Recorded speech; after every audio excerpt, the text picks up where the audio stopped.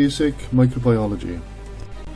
The aim of this unit is to introduce you to essential facts about bacteria and their growth requirements.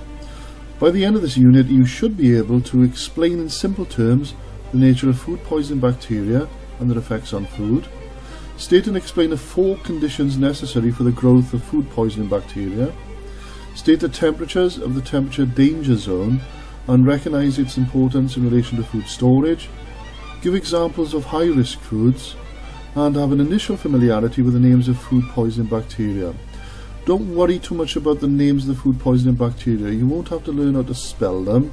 Just have an initial familiarity. In other words, know where they come from and what foods they affect. So what effects do you think food poisoning bacteria have on food? Do you think it affects the colour, the taste, the texture? Let's have a look at the next slide. Actually, food which is contaminated with food poisoning bacteria smells, looks and tastes normal.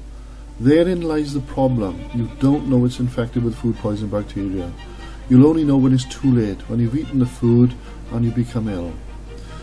The bacteria that actually affect the smell, look and taste are called spoilage bacteria.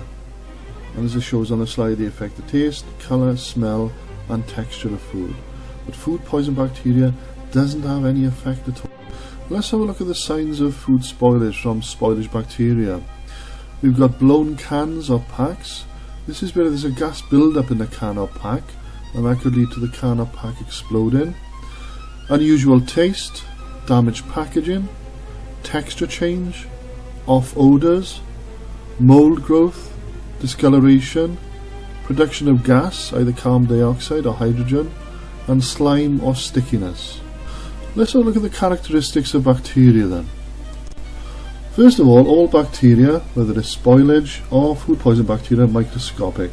You can't see them with the human eye. They are found everywhere, especially in the 4 main areas. Now I want you to write these down and remember them because they're very important.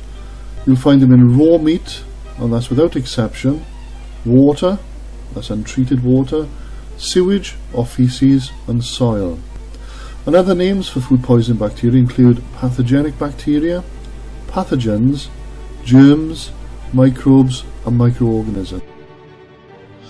Do you think then that all bacteria are harmful?